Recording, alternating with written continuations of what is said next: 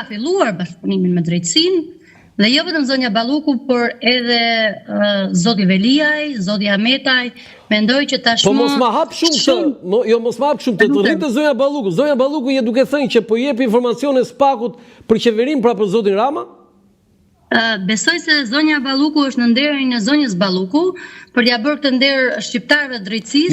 Jo, çka ka dëshirë Partia Demokratike, jo, ça po ndodh? Po, Landi, më lejoni t'ju them që zonja Balluku nuk i ka ngrënë dardhat e vetme, siç thot kryeministri pas kurrizit të kryeministrit, por dardhat zonja Balluku i ka ngrënë së bashku me kryeministrin. Dhe kryeministri patjetër që do t'japi llogari pikërisht për dardhat që ka ngrënë kryeministri. Mirë, përgjegjësia është personale, Iliriana? Landi, ju lutem, unë mendoj që nëse ka diçka që duhet në jetë ta ketë, jo vetëm një politikan, po cili do profesionist është koherenca politike. Dhe ne jemi në një televizion live, jemi në një studio, ku çdo gjë që themi duhet i dalim për zot asaj që themi.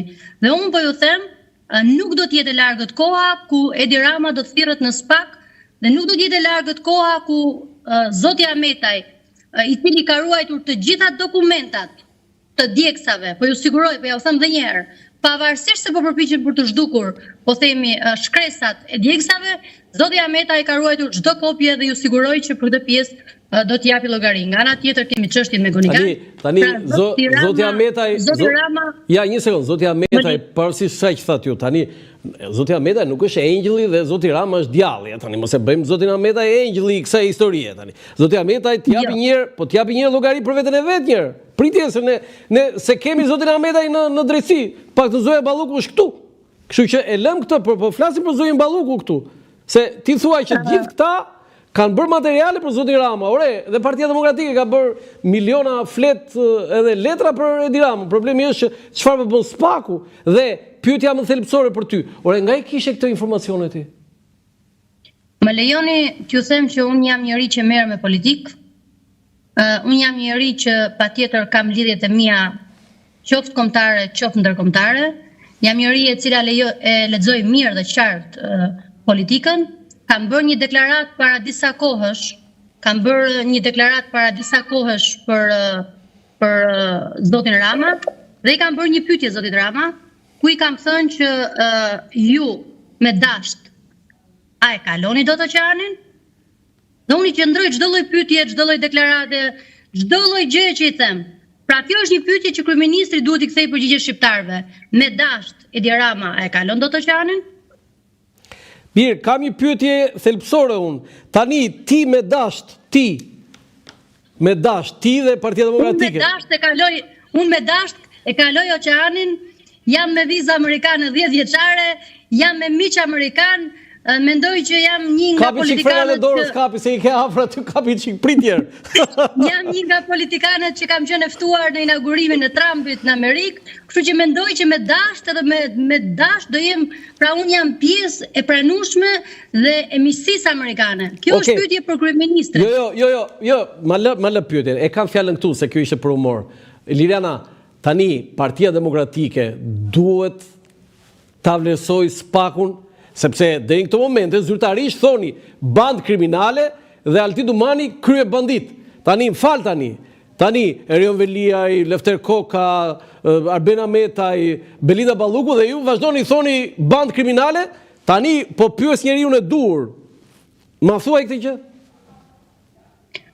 Landi, ndryshimet e fundit në SPAK, unë ju siguroj që Rama tashmë nuk e kontrollon plotësisht SPAK-un, ka disa segmente të SPAK-ut që Rama i kontrollon, por Ramës i ka dalë së fundmi edhe kontrolli i disa segmenteve të zotit Rama. Më lejoni që zyrtari amerikan që ka ardhur në Shqipëri, më lejoni t'ju them që ka takuar disa prej prokurorëve, një nga prokurorët që ka takuar është edhe zoti Dritan Prengji, pra, prokurori i çështjes së Belinda Ballukut.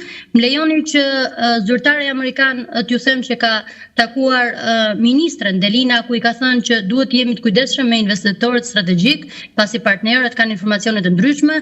Më lejoni t'ju them që zyrtari amerikan nuk ka pranuar të takojë as kryeministrin dhe as zëvendëskryeministren. Mendoj që këto janë ato çka ju duhet opinionit publik, ajo çka ju duhet ju si media. Pra, zyrtari amerikan nuk pranon që të takojë Edi Ramën. Më lejoni t'ju kthej pak në kohë anija amerikane ku ishte planifikuar për të pasur një takim, po themi me generalet dhe me përfaqësues atashe, po themi diplomatik, ushtarak, ku është shumë e rëndësishme Shtetet e Bashkuara të Amerikës, ku anullua takimi i Ramës. Më lejoni t'ju kujtoj takimin e Ramës ku Rama nuk do kurrësi nuk do lejonte vetes që të mos ishte në një takim të tillë siç ishte takimi në Amerikë, dhe gjitha këto nuk janë të rastësishme, Landi. Besoj se tashmë çdo shqiptar e di që Edi Rama është kryeministri më i korruptuar dhe do duhet të japi llogari, dhe unë po ju them Landi sot nga studia juaj që nuk ka më diskutim nëse do të ketë më qeveri teknike apo jo.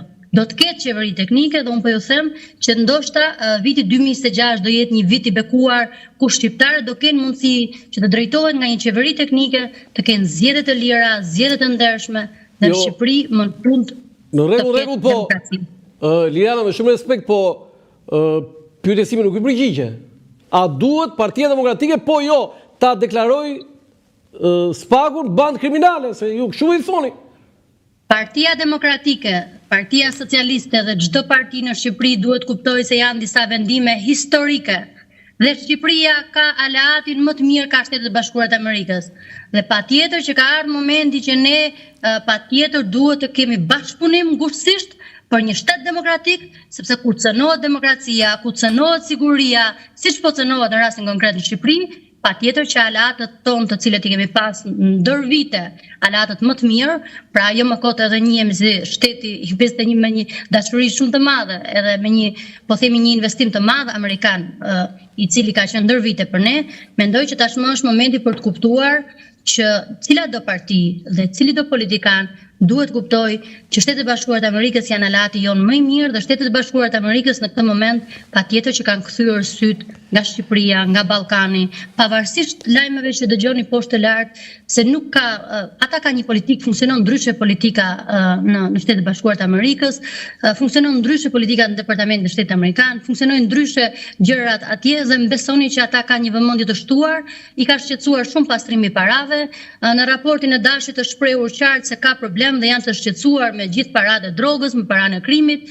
Altin Dumani, kreu i SPAK-ut, është shprehur që përveç se kemi çdo ditë lullëzimin e parave, pastrimin e parave, ana tjetër ka shprehur dhe shqetësimin se tatimet nuk raportojnë mbi këtë shifra, mbi të ardhurat, mbi tatim, mbi shpenzimet, mbi ato çka duhet të raportojnë, po themi, tatimet, se është detyrim institucional, paguhen me taksa paguesit shqiptar.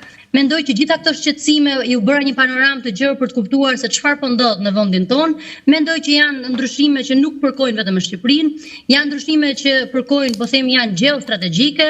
Kemi të bëjmë me një politikë e cila do ndryshojë tashmë edhe në Ballkan. Kemi parë që politikanët të cilët për hir të vërtetës nuk kanë pasur, po themi, linjën politike të duhur vitet e fundit, kemi parë që edhe zyrtarë të ndryshëm amerikan i kanë shmangur në takime, siç keni parë edhe zotin Rama, ku është kujdesur e gjithë stafi i zotit Trump për të mos pasur asnjë kontakt, sepse do që t'i qëndroj larg çdo, po themi, çdo politikani, çdo zyrtar i cili është i korruptuar. Ti je duke folur tani, po ti nuk e merr mend se sa komente ke aty në YouTube, në Dritare TV, pra te video që je duke folur, dhe një nga ato është ku janë provat për zonjën Ballukës. Unë mendoj që provat do të dalin. Nuk dua të futem në çështjet e drejtësisë, sistemi i drejtësisë duhet bëj punën që i takon. Ti je profesoresh, ti e di që funksionon me prova kjo. Më lejoni provat i ka SPAK-u, i ka drejtësia, edhe besoj që provat fillimisht do t'i vijnë në dispozicion zonjës Balluku, më pas besoj që siç kemi parë rrjedhje informacioni edhe për opinionin publik, patjetër që opinioni publik do ta ketë të informacion në kohën e duhur kur ta gjykojë drejtësia, në kohën e duhur kur realisht të marrin vërtet këto fjalë që po themi, të marrin vërtet formën dhe koherencën politike. Unë kam një periudhë goxha të gjatë publike, edhe një periudhë goxha të gjatë tashmë politike, dhe mbaj përgjegjësi për çdo deklaratë që kam bërë publike. Mendoj që tashmë ka ardhur momenti që Shtetet e Bashkuara të Amerikës, partnerët tanë, besoj që tashmë do kenë një vëmendje të shtuar ndaj Shqipërisë dhe ndaj Ballkanit, dhe ka ardhur momenti që shqiptarëve dhe Shqipërisë t'i kthehet dinjiteti, të jetë një vend ku demokracia, ku siguria, duhet ta themi që paratë e krimit kanë tronditur jo vetëm Departamentin e Shtetit Amerikan, po të gjithë partnerët ndërkombëtar kanë dosje të politikanëve tanë shqiptar në përduar, ku realisht i kanë sjellë dhe ditët në vazhdim ne shpresojmë që të bëhen publike, pasi kemi duke u hetuar zyra të cilat merren me projekte të kullave në Tiranë, holandeze, belge të ndryshme, sepse pastrimi i parave, lekët të drogës, lekët të krimit janë bërë një shqetësim i madh jo vetëm për Shqipërinë dhe Ballkanin, por tashmë së fundmi edhe për Shtetet e Bashkuara të Amerikës, edhe për pjesën e partnerëve tanë europian. Ju pat çështjen e Sinaloas, pa duke u hapur një zyrë në Bashkimin Evropian, ku inauguroi, po themi, po nga ana tjetër kemi një zyrë të Sinaloas në Tiranë. Tash me këtë zyrë në Sinaloas si do i bëhet? Atëherë kjo detyra SPAK-ut të merret me zyrën e Sinaloas Tiranë, me zyrat arkitektorore, me pjesën e pastrimit të parave, me gjithçka që po ndodh në këtë vend, ku shqiptarët nuk mbyllin dot muajin, po paratë e krimit, paratë e drogës lulëzojnë për ditë. Dhe po ju siguroj, Landi, më lejoni, ju them live në studion tuaj, që Edi Rama nuk ka rrugë tjetër veç se të merret në SPAK dhe të jetë i pandehur për gjithçka që ka bërë ndër vite shqiptarëve. Më falni sepse ju kërkoj ndjesë për shkak të kusteve ku jemi. Okej. Iliriana, të falenderoj shumë dhe të kërkoj dhe unë ndjesë për këtë presion kohor që të bëm dhe në një pozicion jo shumë të favorshëm. Landi, është kënaqësi gjithmonë bashkëbisedimi me ju. Unë mendoj që gazetarët dhe intelektualët si ju i bëjnë nder Shqipërisë. Tashmë unë mendoj që nuk është koha për të folur për partitë, por është momenti që të flasim dhe ta duam Shqipërinë mbi partinë dhe mbi çdo lloj partie. Falenderoj shumë. Faleminderit shumë. Faleminderit ju. Studio. Ndërkohë që ne bëjmë gati me një lidhje tjetër, ndoshta mund të kemi zotin Arben Meçe, një pedagog dhe një analist tashmë ish deputet i Partisë Demokratike. Informacionet më të fundit, dhe lexoj disa nga informacionet më të fundit që vinë për çështjen Balluku. Gjasat janë që të merret një vendim në këtë moment nga zoti Rama. Ajo është duke biseduar me zotin Rama në kryeministri dhe ndoshta e para njerë do zbatohet vendimi i gjykatës, pra ajo do pezullohet, largohet në detyra zënës kryeministre dhe ministre e infrastrukturës, po pastaj kjo kërkon edhe një zhvillim tjetër që zoti Rama duhet të gjejë zvendësen, pra edhe ministren e infrastrukturës të re, ministrin ose ministren, por edhe zvendësin e tij që edhe kjo është një vendim tjetër, të cilët duhet kalojë edhe në parlament dhe dekretohen edhe nga presidenti i Republikës. Ndoshta këto mund të jenë vendime që zoti Rama mund t'i marrë në një, pra edhe largimin e zonjës Balluku dhe zvendësimin e saj si ministre, por edhe si zvendës kryeministre. Nuk e di nëse këto momente e kemi zotin Meçe? Po, për pak çaste. Pra, po thosha që ne jemi në pritje të vendimeve që do marri kryeministri Edi Rama dhe për zvendësimin e zonjës Balluku, sepse tashmë largimi i saj si zëvendës kryeministre dhe si ministre e infrastrukturës është i konfirmuar, sepse ka një vendim gjykate, por zoti Rama duhet ta zvendësojë zonën Balluku me të dyja detyrat, pra edhe si ministre dhe si zëvendës kryeministre. Dhe këto kalojnë në procedura të tjera si dekretimi i presidentit dhe miratimi dhe votimi në parlament. Ne kemi thënë dhe në emisionet të tjera që dosja për zonjën Balluku kaloi pikërisht nga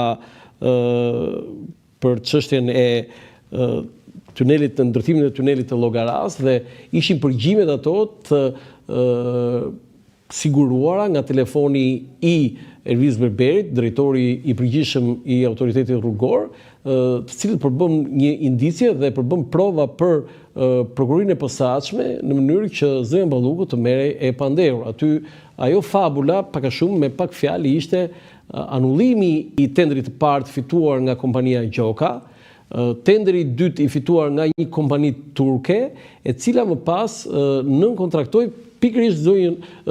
pikërisht firmën Gjoka që u pezullua nga tenderi i parë. Kjo është fabula me pak fjalë. Dhe këtu kemi një lëvizje gati 50 milion euro që sipas prokurisë është dëmi që është shkaktuar. Gjithsesi këto janë pjesë e dosjes së timore dhe nuk kemi sot një vendim. Pra zonja Balluku deri më sot kemi një mas arresti për e marrë e pandehur, do të thënë për shkeljet barazisë së tendrave, dhe e dyta pezullim nga detyra e zëvendës kryeministres dhe ministres së infrastrukturës, dhe e treta, pezullim të daljes së saj nga territori i Shqipërisë, pra bllokimi i pasaportës. Janë 3 masa që janë marrë ndaj zonjës Balluku.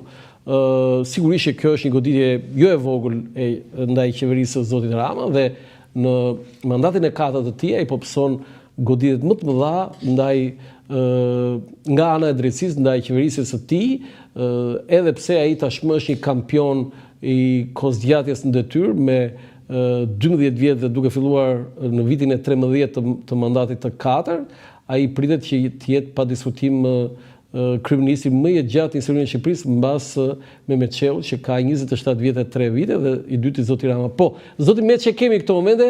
Zoti Meçe, faleminderit që pranuat të flisni dhe të komentoni për këtë çështje kaq sensitive, dhe ju kërkoj ndjes që edhe ju në kushte jo shumë të favorshme, po ngjarja është e tillë që duhet ta mirëkuptoni. Cili është komenti juaj? Ne kemi diskutuar në këtë studio bashkë dhe ju keni dhënë argumentat tuaj. Po tani që kemi një vendim nga gjykata e posaçme? Jo, tani kemi mas sigurie. Jo vendim, mas sigurie.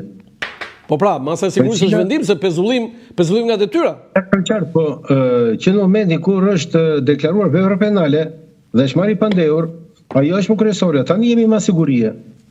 Tani, e vetmja gjë që mua më shqetëson në këtë rast dhe që është thelbi i gjës është duke qenë që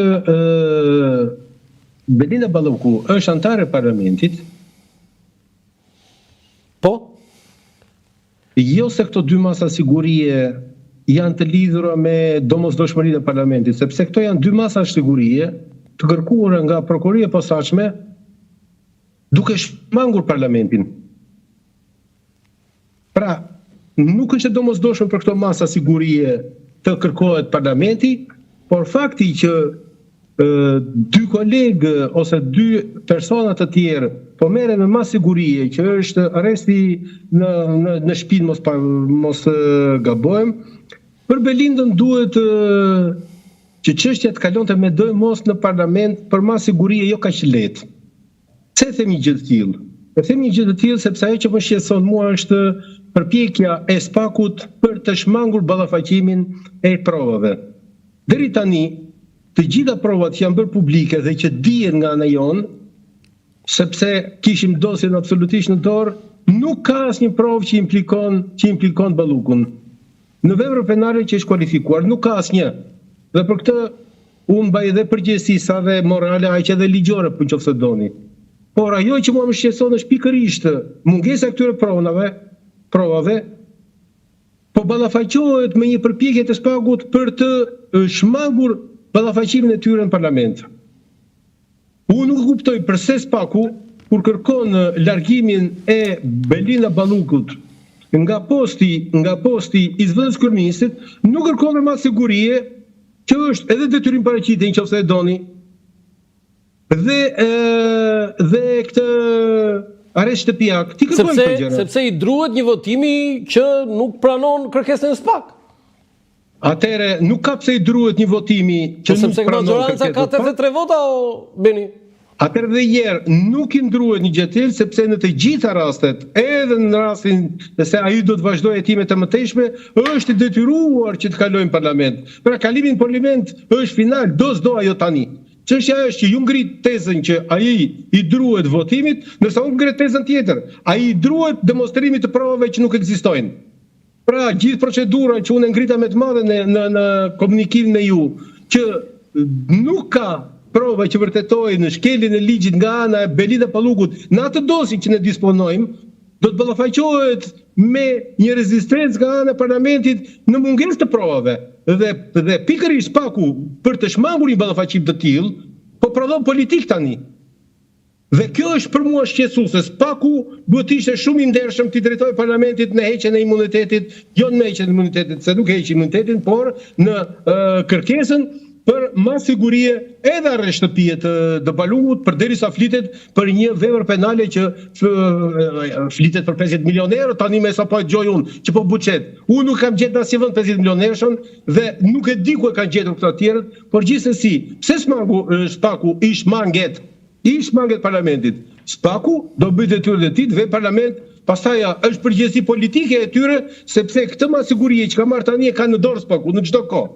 Aman kur ky ballafaqon dhe parlamentin me këtë çështje, çështja kthehet nëpër masat e seriozitetit që ka çështja. E kam thënë, zoti Meçaj, e kam thënë që ti ke drejt edhe kur s'ke drejt, po problemi është kam një pyetje. Jo, kam një pyetje që është për moralin politik. Kur fillon një çështje penale, pa u futur këtyre që thatë ju, a do ishte normale që zonja Balluku t'jepte dorëheqjen? Jo. E kemi trajtuar bashkë me ju. Sepse ne nuk kemi një precedentë të tillë në Republikën e Shqipërisë. Për vërtetës që ti, më fal, vetëm një gjë të vogël. Ti je shumë kritik nga zoti Berisha, po kur ka ndodhur skandale